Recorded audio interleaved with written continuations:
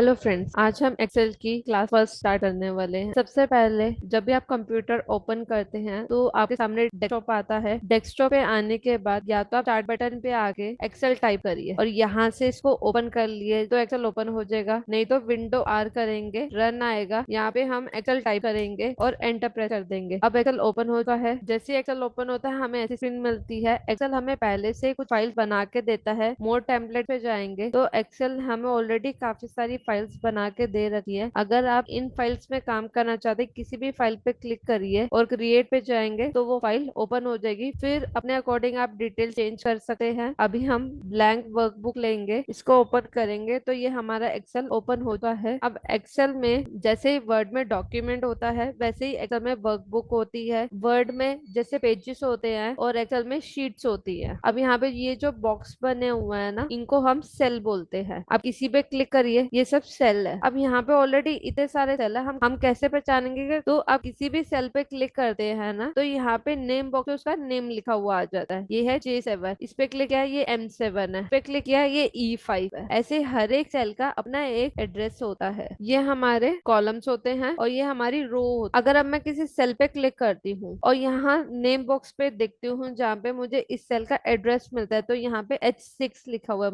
H column 6 रो। कोई भी cell एक रो और एक कॉलम की वजह से ही बनता है। अगर हम किसी भी सेल पे क्लिक कर रहे हैं तो वहां पे हमारे कॉलम में एक वर्ड हाईलाइट होता है और एक रो में हाईलाइट होता है। तो आपको किसी भी सेल का एड्रेस खुद से पहचानना हो तो सबसे पहले आप किसी भी सेल पे क्लिक करिए, फिर देखिए हाईलाइट क्या क्या चीजें हो रही है आपके कॉलम में और आपकी रोज में। कॉलम में F हाईलाइट हो रहा है और रो में 5 हाईलाइट हो रहा है तो इसका एड्रेस क्या हो गया, F5। एड्रेस में सबसे पहले हम कॉलम को कंसीडर करते हैं फिर रो को। ऐसे ही मैं यहाँ क्लिक कर रही हूँ तो ये हुआ I8, ये हुआ C4। अब मुझे यहाँ पे देखना है कितनी रोज है तो उसके लिए आपको कंट्रोल के साथ डाउन की यूज करनी पड़ेगी। हमारे पास जो रोज होती है वो होती है 10,48,576 और ऐसे ही अगर आपको रोज के कंट्रोल के साथ राइट एरो की दबानी है तो हम यहाँ पे लास्ट कॉलम पे पहुंच जाएंगे। बट यहाँ तो काउंटिंग तो होती नहीं है, यहाँ ABCD होता है। तो आपको यहाँ पे आपको एक फॉर्मूला लगाना है, इक्वल्स टू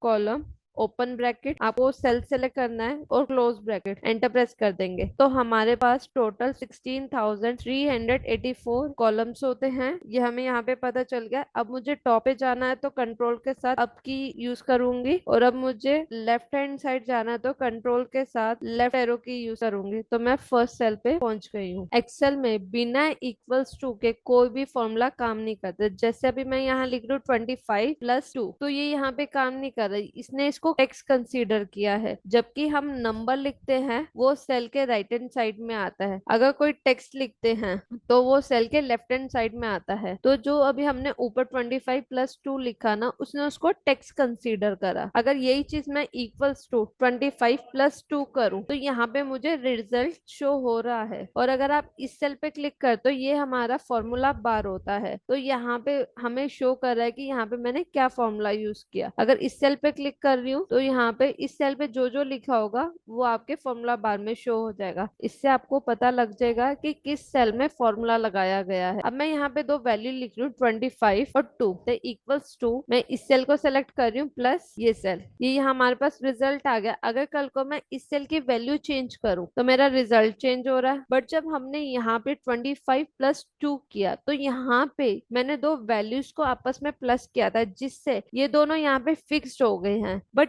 जब मैंने यहाँ फॉर्मूला लगाया तो मैंने आपस में दो सेल को आपस में प्लस किया। अगर कल को मैं उस सेल में वैल्यूज चेंज करती हूँ तो मेरा रिजल्ट भी अपने आप चेंज हो जाएगा। तो एक्सेल में आप जहाँ टेक्स्ट लिख देते हो ना, वहां पे वो अमाउंट फिक्स्ड हो जाता है। जब भी हम किसी सेल का सिलेक्शन करते हैं तो कल को अगर आप उस सेल में वैल्यूज चेंज करते हैं तो हमारा रिजल्ट भी चेंज हो जाता है। अगर अब मुझे यहाँ पे चेंजेस करने हैं तो मुझे यहाँ पे क्वेश्चन चेंज करना पड़ेगा, तभी मेरा रिजल्ट चेंज होगा। बट जब मैं यहाँ पे सिर्फ वैल्यूज चेंज कर रही हूँ मेरा रिजल्ट तो अपने आप चेंज हो रहा है। तो एक्सेल में आपको फॉर्मूले में हम तभी ज्यादातर सेल सेलेक्ट करते हैं। अगर मुझे इनको आपस में माइनस करना है तो अब मैं यहाँ पे इक्वल्स टू इस सेल को सेलेक्ट करूंगी, माइनस लगाऊंगी और इस सेल को सेलेक्ट करूंगी। ये सब्ट्रैक्ट के लिए होता है। अगर मल्टीप्लाई करना हो तो मैं इस सेल को सेलेक्ट करूंगी, इक्वल्स टू इस सेल को सेलेक्ट करूंगी, मल्टीप्लाई का निशान लगाऊंगी, इस सेल को सेलेक्ट करूंगी तो यहाँ पे मेरे को रिजल्ट शो हो रहा है। अब मुझे इसको डिवाइड करना है 2 से। मैं इक्वल्स टू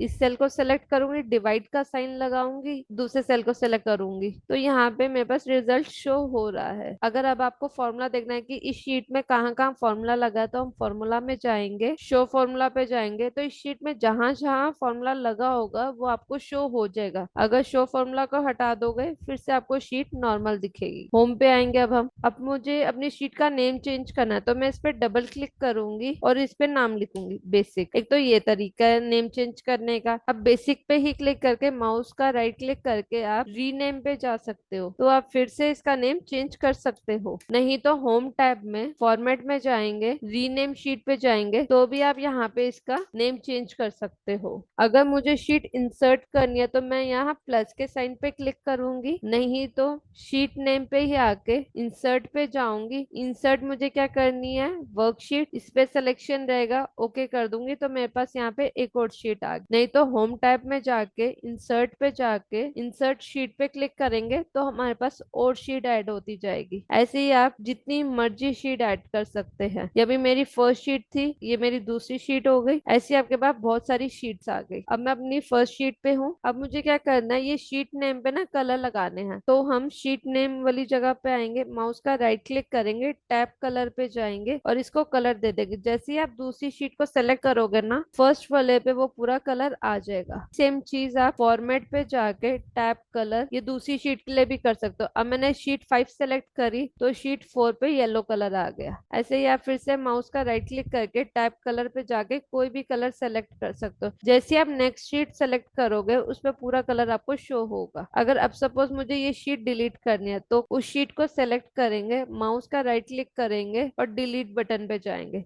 अभी मैंने यहाँ पे कोई टेक्स्ट नहीं लिखा था इसलिए ये इजिली डिलीट हो गई। ऐसे ही मैं शीट 3 पे जाऊंगी, ऐसे ही आप डिलीट कर सकते हो।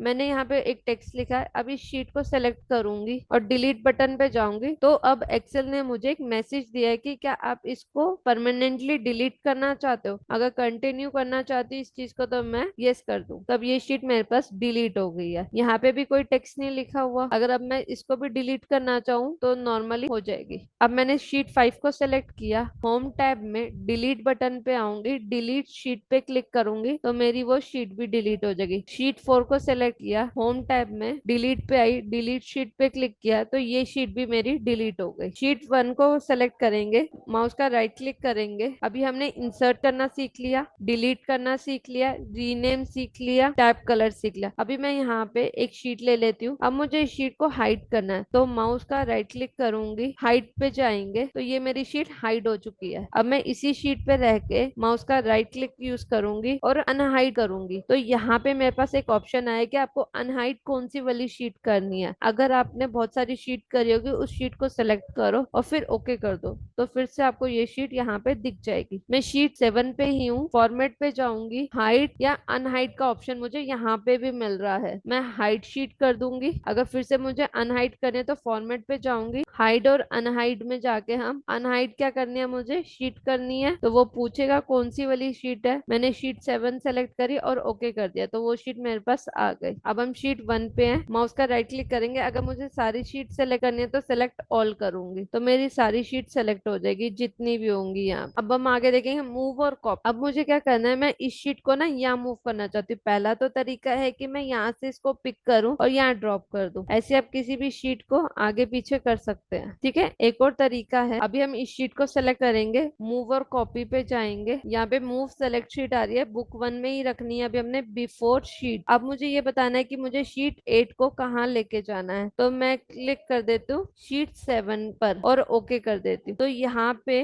वो शीट 7 से पहले आ गई मेरी ये वाली शीट। ऐसे ही मैं माउस का राइट क्लिक करके मूव एंड कॉपी पे जाऊंगी, तो मैं अगर मूव टू एंड करती हूँ तो ये मेरी कॉपी एंड में चली जाएगी। अब फिर से हम मूव एंड कॉपी पे जाएंगे। अगर मैं बेसिक 1 पे क्लिक करके इसको ओके करती हूँ तो अब ये बेसिक 1 वाली शीट से पहले आगे आ जाएगी। अभी जो मैंने किया इसको सिर्फ मूव किया। अब मूव करने के साथ साथ आप इसकी कॉपी भी बना सकते। जैसे अभी मैंने मूव टू एंड करा, क्रिएट अ कॉपी पे भी क्लिक करा, ओके करूंगी तो यहाँ पे वो मूव भी होगी और उसकी कॉपी भी क्रिएट हो गई। आप इन ऑप्शंस की प्रैक्टिस करिए। अगर कुछ डाउट लगे तो आप हमें कमेंट्स में मेंशन कर सकते हैं। बाकी हम अपनी नेक्स्ट क्लास में सीखेंगे। Thank you.